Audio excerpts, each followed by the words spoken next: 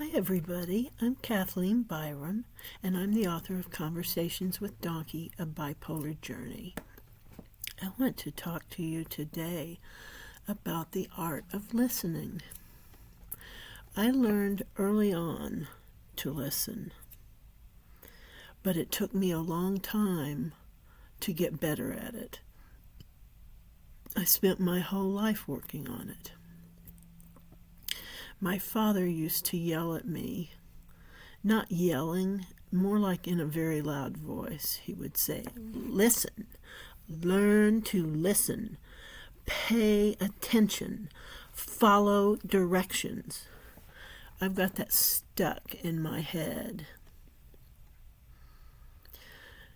And listening is something that Dale Carnegie talked about in his book, How to Win Friends and Influence People. I don't really like that title very much, as an aside, because it sounds like winning people sounds Machiavellian or something. I'm not sure what the right word for it is. But the quality of what he's saying is good. And he's saying that people want to be heard. Here's a little some things about listening. We live in an era where we are constantly broadcasted at. We have more ways to speak, post, and share than any generation in human history. Yet paradoxically, we have never been worse at the one skill that actually makes us human: listening. Most of us don't listen to understand. We listen to reply. While the other person is speaking, we are already building our rebuttal in our head, waiting for that split-second breath so we can launch our own opinion. When we do that, we aren't having a conversation. We're just waiting for our turn to speak. True listening is an act of generosity. It de-escalates conflict. People rarely shout when they feel truly heard. It builds trust. People will forget what you said, but they will never forget how you made them feel. And feeling understood is the foundation of every strong relationship. It makes you smarter. You already know what you know. You can only learn something new by listening to what someone else knows. How to become a master listener. The wait principle. Before you speak, ask yourself, W-A-I-T, why am I talking? Is what I'm about to say adding value? Or is it just me trying to prove I'm right? Often the answer is to keep waiting. Silence is not an empty space. It is a bridge that allows the other person to go deeper into their thought. Listen for the understory. Most people communicate at two levels.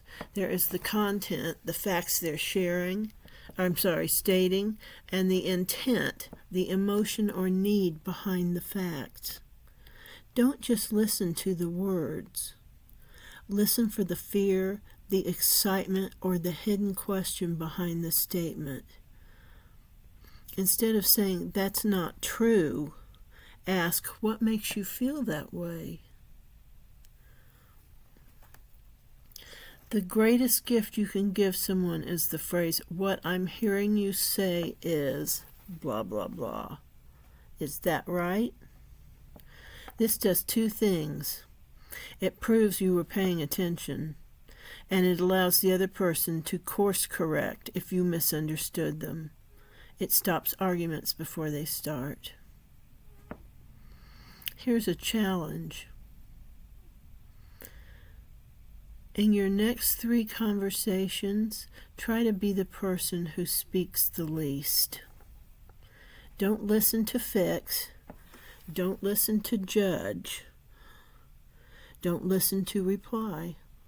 Just listen to be with that person. You might be shocked at what you hear.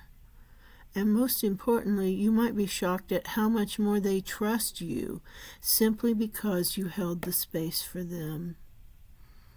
In a world that never stops talking, the most powerful thing you can do is pause.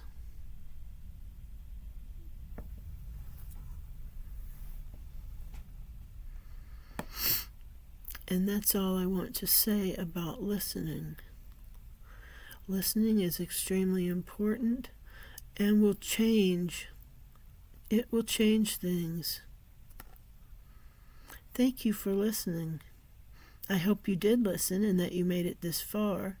And if you did, I'd like to tell you about my book, Conversations with Dawnkey, A Bipolar Journey, by me, Kathleen Byron.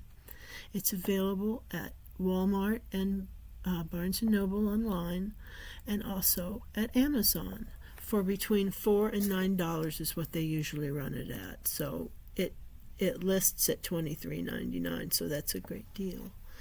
Thank you for listening, and I hope you'll come back. Bye-bye.